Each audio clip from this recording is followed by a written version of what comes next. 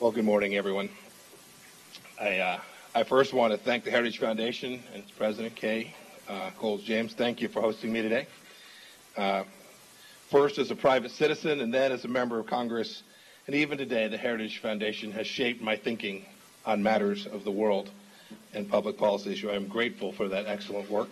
And thanks for reminding me I can't talk about anything else but what we're talking about today, 3 years on. But it's an honor to be here. 2 weeks ago, President Trump terminated the United States participation in the Joint Comprehensive Plan of Action, more commonly known as the Iran nuclear deal. President Trump withdrew from the deal for a simple reason. It failed to guarantee the safety of the American people from the risk created by the leaders of the Islamic Republic of Iran. No more. No more wealth creation for Iranian kleptocrats. No more acceptance of missiles landing in Riyadh and in the Golan Heights. No more cost-free expansions of Iranian power. No more. The JCPOA put the world at risk because of its fatal flaws. And they're worth recounting at some length today, if only for the purpose of ensuring that subsequent arrangements do not repeat them. For example, the weak sunset provisions of the JCPOA merely delayed the inevitable nuclear weapons capability of the Iranian regime. After the countdown clock ran out on the deal's sunset provisions, Iran would be free for a quick sprint to the bomb, setting off a potentially catastrophic arms race in the region. Indeed, the very brevity of the delay in the Iranian nuclear program itself incentivized Middle Eastern proliferation. Moreover, as we have seen from Israel's recent remarkable intelligence operation, Iran has lied for years about having had a nuclear weapons program. Iran entered into the JCPOA in bad faith. It is worth noting that even today the regime continues to lie. Just last month, Iranian Foreign Minister Zarif told a Sunday morning news show, "We never wanted to produce a bomb." This claim would be laughable if not for the willful deception behind it. Not only did the Ahmad program exist, the Iranians took great care, though as we can see now, not enough care, to protect, hide, and preserve the work of Mohsen Fakhrizadeh Mohammadi and his gang of nuclear scientists. The JCPOA had additional shortcomings as well.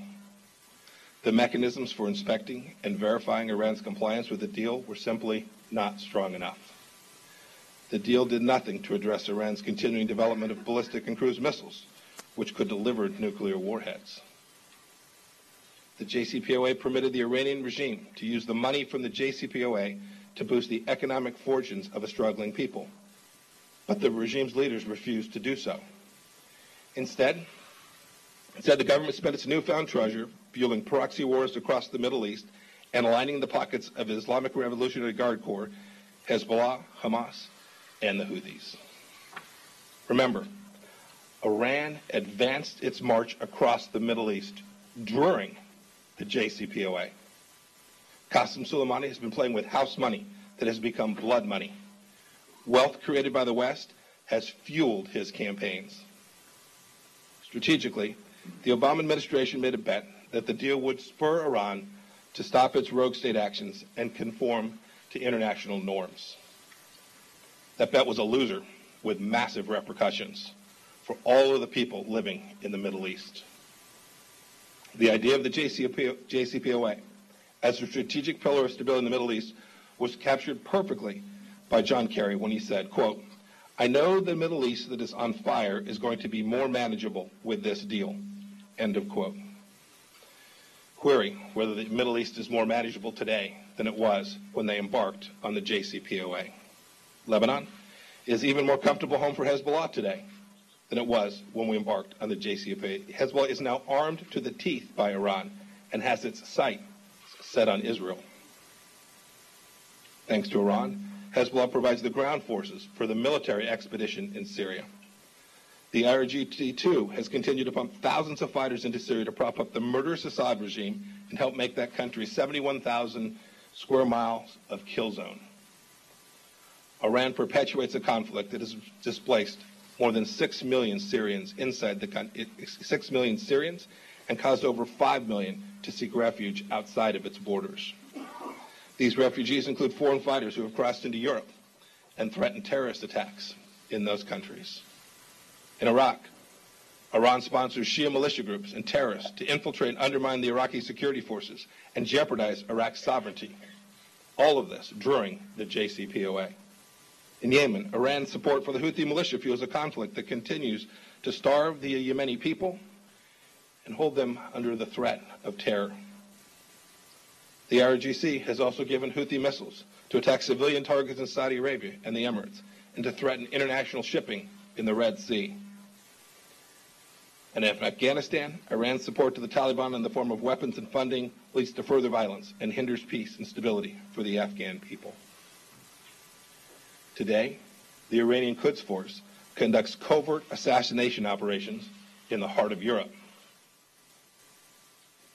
We should remember, too, that during the JCPOA, Iran continues to hold Americans hostage. Bakir Namazi, Siamak Namazi, Shewu Wong, and Bob Levinson, who's been missing for over 11 years. I will note, for the American people, you should know we are working diligently to bring each American missing, wrongfully detained in Iran, home. The list continues. Iran continues to be, during the JCPOA, the world's largest sponsor of terror. It continues to serve as sanctuary for al-Qaeda, as it has done since 9/11, and remains unwilling to bring to justice senior al-Qaeda members residing in Tehran. Today, we ask the Iranian people, is this what you want your country to be known for? For being a co-conspirator with Hezbollah, Hamas, the Taliban, and al-Qaeda? The United States believes you deserve better. And I have an additional point for the Iranian people to ponder.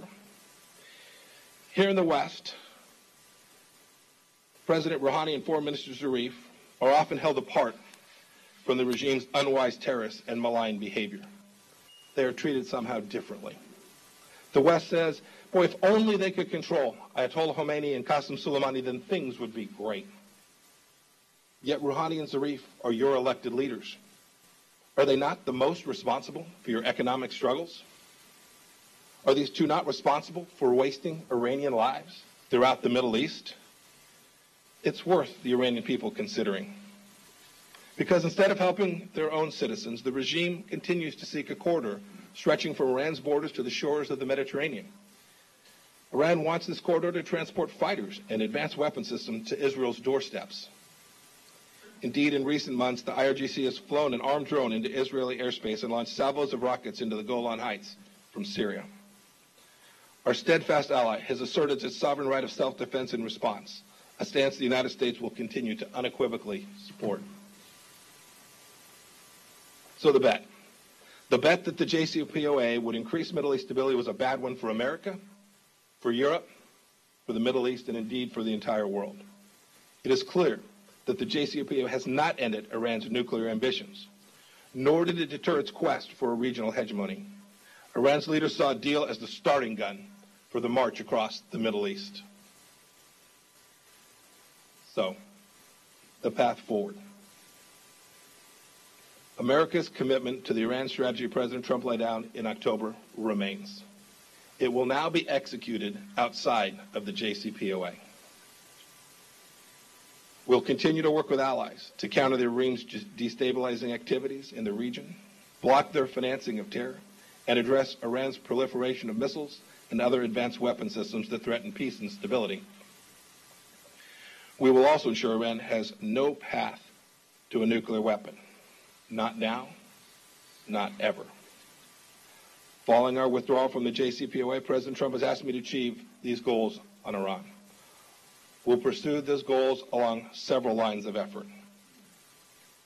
First, we will apply unprecedented financial pressure on the Iranian regime. The leaders in Tehran will have no doubt about our seriousness. Thanks to our colleagues at the Department of Treasury, sanctions are going back in full effect and new ones are coming. Last week, we imposed sanctions on the head of Iran's central bank and other entities that were funneling money to the IRGC Quds Force. They were also providing money to Hezbollah and other terrorist organizations. The Iranian regime should know that this is just the beginning. This sting of sanctions will be painful if the regime does not change its course from the unacceptable and unproductive path it has chosen to one that rejoins the League of Nations. These will indeed end up being the strongest sanctions in history when we are complete. The regime has been fighting all over the Middle East for years. After our sanctions come in force, it will be battling to keep its economy alive. Iran will be forced to make a choice. Either fight to keep its economy off life support at home or keep squandering precious wealth on fights abroad. It will not have the resources to do both. Second, I will work closely with the Department of Defense and our regional allies to deter Iranian aggression. We will ensure freedom of navigation on the waters in the region. We will work to prevent and counteract any Iranian malign cyber activity. We will track down Iranian operatives and their Hezbollah proxies operating around the world, and we will crush them. Iran will never again have carte blanche to dominate the Middle East. And I would remind the leadership in Iran what President Trump said. If they restart their nuclear program, it will mean bigger problems than they've ever had before. Third, we will also advocate tirelessly for the Iranian people. The regime must improve how it treats its citizens. It must protect the human rights of every Iranian. It must cease wasting Iran's wealth abroad. We ask our international partners to continue to add their voice to ours in condemning Iran's treatment of its own citizens. The protests of the past few months show that the Iranian people are deeply frustrated with their own government's failures. The Iranian economy is struggling as a result of bad Iranian decisions. Workers aren't getting paid. Strikes are a daily occurrence, and the rial is plummeting. Youth unemployment is at a staggering 25%. Government mismanagement of Iran's natural resources has led to severe droughts and other environmental crises as well. Look, these problems are compounded by enormous corruption inside of Iran, and the Iranian people can smell it. The protests last winter showed that many are angry at the regime that keeps for itself what the regime steals from its people. And Iranians, too, are angry at regime elite that commits hundreds of millions of dollars to military operations and terrorist groups abroad, while the Iranian people cry out for a simple life with jobs and opportunity and with liberty. The Iranian regime's response to the protests has only exposed the country's leadership as running scared. Thousands have been jailed arbitrarily, and at least dozens have been killed. As seen from the hijab protests, the brutal men of the regime seem to be particularly terrified by Iranian women who are demanding their rights. As human beings with inherent dignity and inalienable rights, the women of Iran deserve the same freedoms that the men of Iran possess. Look, this is all on top of a well-documented terror and torture that the regime has inflicted for decades on those who dissent from the regime's ideology. The Iranian regime is going to ultimately have to look itself in the mirror. The Iranian people, especially its youth, are increasingly eager for economic, political, and social change. The United States stands with those longing for a country of economic opportunity, government transparency, fairness, and greater liberty. We hope, indeed we expect, that the Iranian regime will come to its senses and support, not suppress, the aspirations of its own citizens. We're open to new steps with not only our allies and partners, but with Iran as well, but only if Iran is willing to make major changes. As President Trump said 2 weeks ago, he is ready, willing, and able to negotiate a new deal. But the deal is not the objective. Our goal is to protect the American people. Any new agreement will make sure Iran never acquires a nuclear weapon and will deter the regime's malign behavior in a way that the JCPOA never could. We will not repeat the mistakes of past administrations, and we will not renegotiate the JCPOA itself. The Iranian wave of destruction to reason in just the last few years is proof that Iran's nuclear aspirations cannot be separated from the overall security picture. So what should it be? we must begin to define what it is that we demand from Iran. First, Iran must declare to the IAEA a full account of the prior military dimensions of its nuclear program and permanently and verifiably abandon such work in perpetuity. Second, Iran must stop enrichment and never pursue plutonium reprocessing. This includes closing its heavy water reactor. Third, Iran must also provide the IAEA with unqualified access to all sites throughout the entire country. Iran must end its proliferation of ballistic missiles and halt further launching or development of nuclear-capable missile systems. Iran must release all U.S. citizens, as well as citizens of our partners and allies, each of them detained on spurious charges. Iran must end support to Middle East terrorist groups, including Lebanese Hezbollah, Hamas, and the Palestinian Islamic Jihad. Iran must respect the sovereignty of the Iraqi government and permit the disarming, demobilization, and reintegration of Shia militias. Iran must also end its military support for the Houthi militia and work towards a peaceful political settlement in Yemen. Iran must withdraw all forces under Iranian command throughout the entirety of Syria. Iran, too, must end support for the Taliban and other terrorists in Afghanistan and the region and cease harboring senior al-Qaeda leaders. Iran, too, must end the IRG Quds Force's support for terrorists and militant partners around the world. And two, Iran must end its threatening behavior against its neighbors, many of whom are U.S. allies. This certainly includes its threats to destroy Israel and its firing of missiles into Saudi Arabia and the United Arab Emirates. It also includes threats to international shipping and destructive cyber attacks. You know, that list is pretty long, but if you take a look at it, these are 12 very basic requirements. The length of the list is simply a scope of the malign behavior of Iran. We didn't create the list. They did. From my conversation with European friends, I know that they broadly share these same views of what the Iranian regime must do to gain acceptance in the international community. I ask that America's allies join us in calling for the Iranian government to act more responsibly. In exchange for major changes in Iran, the United States is prepared to take actions which will benefit the Iranian people. These areas of action include a number of things. First, once this is achieved, we're prepared to end the principal components of every one of our sanctions against the regime. We're happy at that point to reestablish full diplomatic and commercial relationships with Iran. And we're prepared to admit Iran to have advanced technology. If Iran makes this fundamental strategic shift, we too are prepared to support the modernization, reintegration of the Iranian economy into the international economic system. But relief from our efforts will come only when we see tangible, demonstrated, and sustained shifts in Tehran's policies. We acknowledge Iran's right to defend its people, but not its actions, which jeopardize world citizens. Also, in contrast to the previous administration, we want to include Congress as a partner in this process. We want our efforts to have broad support with the American people and endure beyond the Trump administration. A treaty would be our preferred way to go.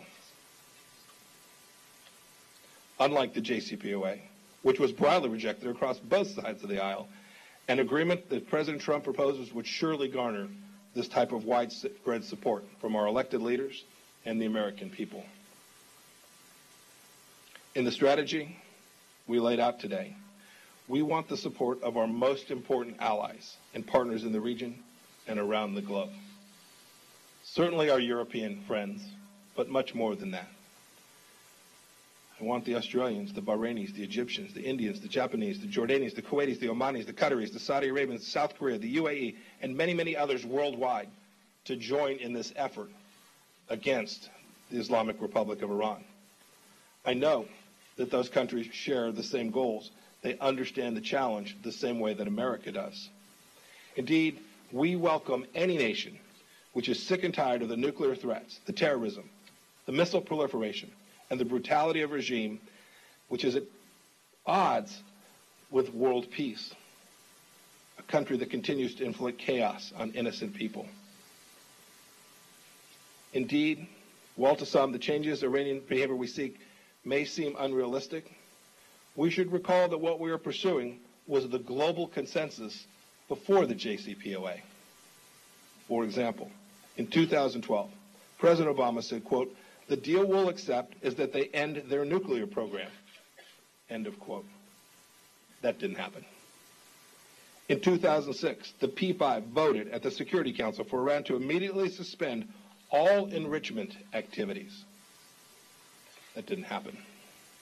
In 2013, the French foreign minister said he was wary of being sucked into a, quote, "con game," end of quote, over allowing Iran to continue uranium enrichment. In 2015, John Kerry said, quote, "We don't recognize the right to enrich," end of quote. Yet, the Iranians are enriching even as we sit here today. So we're not asking anything other than that Iranian behavior be consistent with global norms widely recognized before the JCPOA. And we want to eliminate their capacity to threaten our world with those nuclear activities. With respect to its nuclear activities, why would we allow Iran more capability than we've permitted the United Arab Emirates and then we're asking for the Kingdom of Saudi Arabia? We understand that our reimposition of sanctions and the coming pressure campaign on the Iranian regime will pose financial and economic difficulties for a number of our friends. Indeed, it imposes economic challenges to America as well. These are markets our businesses would love to sell into as well. And we want to hear their concerns. But you know, we will hold those doing prohibited business in Iran to account. Over the coming weeks, we will send teams of specialists to countries around the world to further explain administration policy, to discuss the implications of sanctions reimposition, and to listen.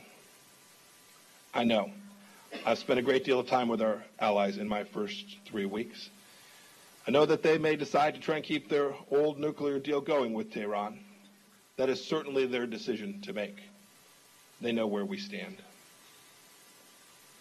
Next year marks the 40th anniversary of the Islamic Revolution in Iran.